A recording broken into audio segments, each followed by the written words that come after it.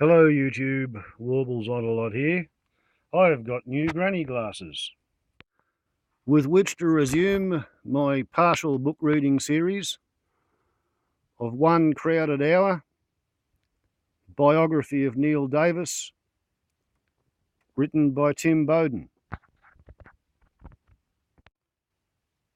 First video of the series was The Quiet Australian.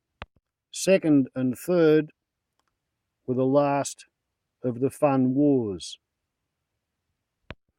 My plan is to pass over the land of 1 million elephants, to pass over Confrontation Continues, move on to chapter 11, which will become part 4 of my book reading series, A Victory Simply to Survive. Here we get the first explanation of how the high school footballer, this is a 1948 photograph, who became a 27-year-old cameraman filming out the back of a de Havilland chipmunk in 1961, transformed into an Australian cameraman on patrol with the Army of the Republic of Vietnam.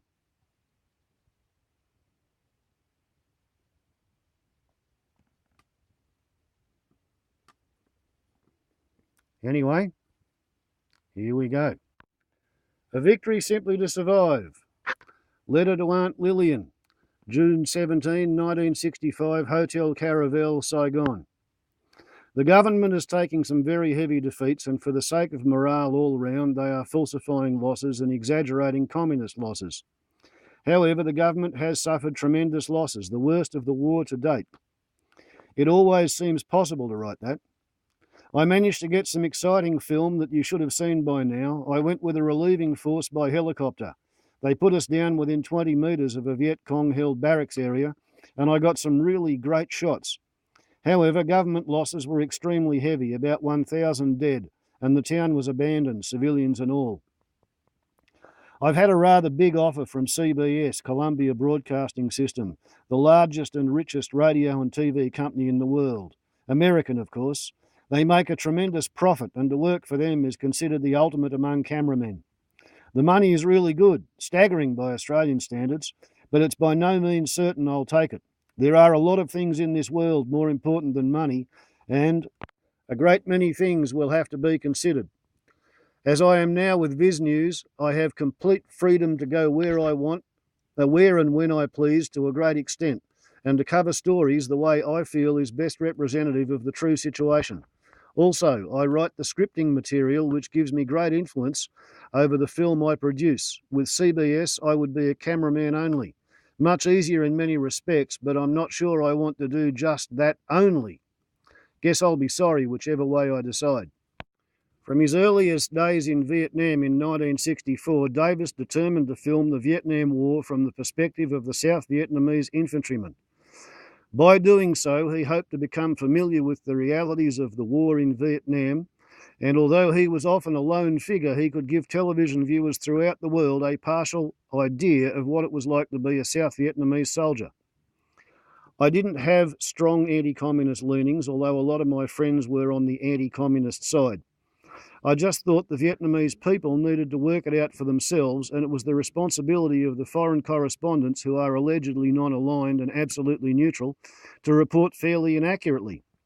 The unfair thing was that from the time the Americans came into South Vietnam in force in 1965 until they announced a limited withdrawal in 1968, the impression given to the world was that the Americans were doing almost all the fighting while the inefficient and cowardly ARVN was sitting back and doing nothing. That was not true, and the international press should accept responsibility for not telling the truth.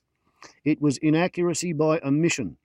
The figures were available all the time and clearly show that the South Vietnamese army lost at least 50% more men from 1965 to 1968 than the Americans, and it was constant, week after week. I used to follow the figures constantly, and only in 3 weeks in 3 years did the Americans have more soldiers killed than the South Vietnamese. That is why I was determined to cover the ARVN fighting effort. At the beginning of a typical field patrol, Davis would be out on the streets of Saigon by 6:30 a.m, checking if it was sensible to leave the city from a news point of view, that there were unlikely to be street riots or a coup d'etat that day. By 7:30 a.m, he was on his way to Tan Son Nhut Airport, then the busiest airport in the world because of all its military traffic. Within an hour, he was on an aircraft or helicopter heading down into the Mekong Delta. I'd land at a small airfield and make contact with the Vietnamese commander of the area to be briefed on what the local situation was, what units were there, and where they were fighting, and what areas were controlled by the Viet Cong. Davis talked to the Vietnamese in a racy patois of French, Vietnamese, and English, and a great deal of body language. He used his hands constantly when he talked to people, Asians or Westerners. Communication with Vietnamese or Cambodians was never a problem with him, or for him. By midday of the same day, I would most likely be in the field, and I would stay with a Vietnamese unit for at least 3 days. There was no resupply in the field like the pizza helicopters for the American troops. They really had pizzas and ice cream helicoptered out to them, which was wonderful intelligence for the Viet Cong. Apart from the helicopters buzzing around giving away their position, they could smell the pizzas. Some American soldiers used to walk with transistor radios playing through earpieces while they were allegedly on patrol in the jungle looking for the Viet Cong. Unfortunately, they also carried far too much gear, at least 30 kilograms of equipment, including very heavy armoured flak jackets. Davis was with an American patrol once going through light jungle when he heard a black American soldier scream in fear. A twig had pulled the pin on a hand grenade strung on the back of his pack. He was a dead man from that instant. As he frantically clawed around behind him, the grenade exploded, tearing him apart. He was a victim of his own arms and armour. In contrast to the American Barnum and Bailey circus, the average Viet Cong soldier carried very little equipment. He had his weapon, a sock of rice, and his ammunition. He had no flak jacket, no helmet, or big boots. He was dressed in black pyjamas with rubber Ho Chi Minh sandals on his feet, enabling him to move quickly through a countryside he knew intimately. After 3 days of slogging across the paddies or through the jungle, the Americans were usually exhausted and easy prey for fresh communist troops. The lightly equipped South Vietnamese soldiers could cover from 8 to 15 miles, 13 to 24 kilometres in one day. The Americans would be lucky to manage 4. The Viet Cong had no respect for the Americans as soldiers. There were 1 or 2 American units, the Special Forces for instance, who were very good, and of course they respected them. But the average American units were treated with contempt because the men had no real jungle craft or sense of survival in the field. They used to call them elephants because they would blunder around the jungle and the Viet Cong would smell the Americans literally a mile away. Their toothpaste, cigarettes and shaving cream. But the ARVN troops were also Vietnamese, and many of the soldiers were peasant boys like the Viet Cong. Sometimes it was brother against brother. Actions speak louder than words. And in the Tet Offensive of '68, when the North Vietnamese and Viet Cong launched nationwide attacks and captured many towns and whole provinces all over the country, it was the South Vietnamese who did not break, who held on and won back that territory. For the first time, Americans at a high level realised that the ARVN troops could do it. That was the beginning of the policy of Vietnamisation, but they had left it too late. Before that, they made it clear that they thought the South Vietnamese were the worst soldiers in Vietnam. The South Vietnamese units often made a camp just before sundown, but within minutes they would be off and moving again because it was just a fake camp. They would go forward for another hour and then set up an ambush for the Viet Cong or make a secret camp. The Americans would bunch together at night and create a fortified camp with a defensive perimeter which made them very vulnerable to mortar attacks.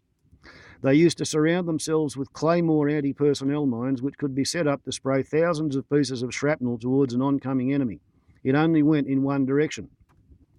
The Viet Cong would crawl in carefully and turn the claymores around 180 degrees and then mount a bogus attack with lots of noise and yelling.